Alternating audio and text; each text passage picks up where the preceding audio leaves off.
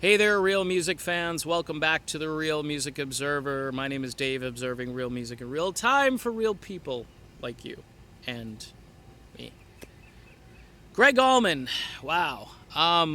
These rock star bulletins, usually it happens in threes. You know how they say people die in threes. I don't know about rock stars.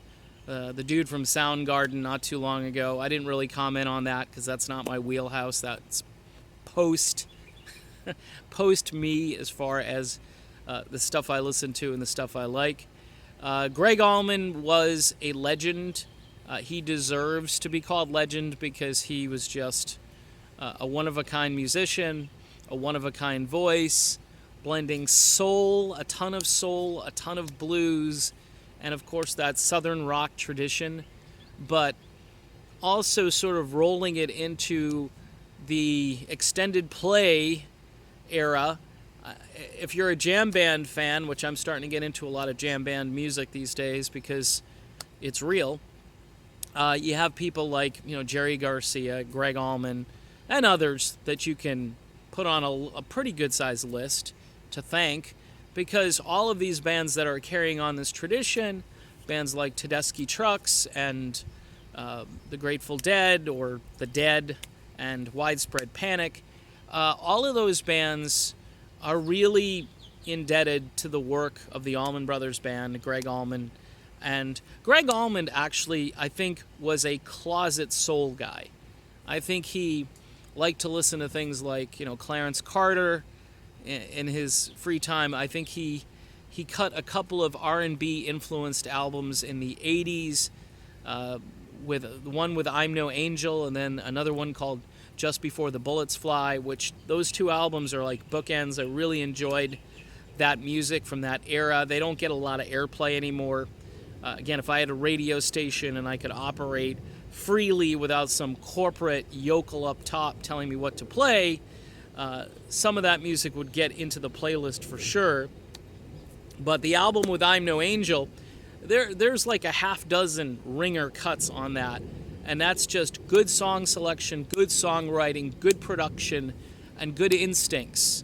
And a guy like Gregg Allman only comes around once. This is an era of music that is starting to close up shop. And when we lose another musician to age or whatever cause, we think to ourselves, wow, it's really starting to shut down, because these guys aren't, the rock and roll lifestyle does not necessarily, sort of contribute to longevity. It doesn't really jive that well with longevity. So it's kind of sad that these guys are leaving planet Earth at the rate they're going. I mean, I didn't comment on the Soundgarden guy because that's not my wheelhouse. That's not my thing. I know a lot of people were probably anxious to hear what I thought, but I didn't have much to say. That was a suicide. This is a death. I don't know all the circumstances around the death, but they did say that he had been suffering for a number of years with an illness of some kind. And I can tell you this, the Gregg Allman Band was fantastic. The Allman Brothers Band was fantastic. I don't know really anybody on the musical spectrum that didn't love Gregg Allman and his contribution to music. His voice was a one-of-a-kind. His playing was one-of-a-kind. Of course, we lost his brother due to a motorcycle accident way back in the early 70s, I believe. And he's one of those guys, again, another guitar player that just left the earth too soon. His brother was around to carry on the legacy, and carry on he did.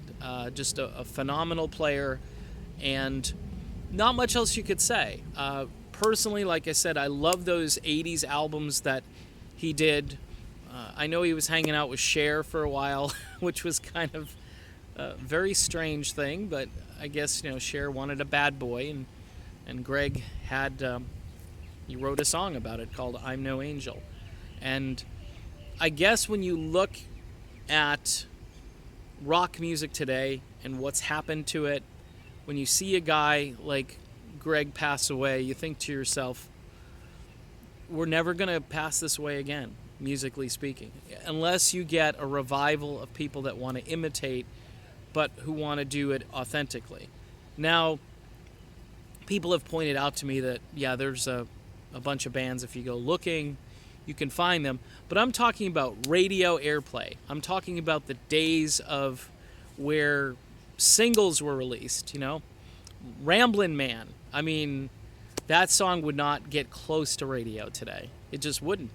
Anything that was considered quote-unquote a hit single from the Allman Brothers or the Gregg Allman Band, it wouldn't be near radio. Of course, you had rock stations too that would play this music. You have classic rock stations which continue to thankfully play it. I wish they would play a more diverse bunch of songs, but at least they play, you know, the 3 or 4 market-driven, focus-tested, the Boys Upstairs approved songs.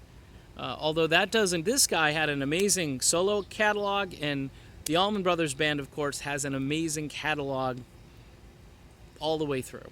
And if you're a jam band fan, you got to thank the Allman Brothers for paving the way for bands like Widespread Panic and Tedeschi Trucks and Warren Haynes, all these people who are out there who play old music or an old style of music that the Allman Brothers Band invented. Okay, you can thank them, you can thank the Grateful Dead to some degree, but Gregg Allman really was on the cutting edge of something that, again, made a lot of people wealthy, because imagine a concept of just playing extended guitar jams and solos and instrumental breaks and passionate vocals, rough soul-sounding vocals. And that was the heart of the South. That had that Southern stamp. And that type of music, again, hard to find. Hard to find. The authentic stuff, tough to get a hold of. So, Gregg, rest in peace. You will be missed. Your style of music, again, one of a kind, and did spawn a whole lot of other music. And the dude's going to be missed. And his music, thankfully, lives on. And hopefully the record label isn't just going to cash in and start releasing all this stuff that we hadn't heard before. But for the fans who love the music, it is about the music. And if there is material out there, which, knowing Gregg, he was a very prolific guy in the studio and on the road, I'm sure there's some gems out there that will surface probably very soon. Anyway, for the Real Music Observer, my name is Dave, observing real music in real time for real people like you and me. And of course, we will talk again soon.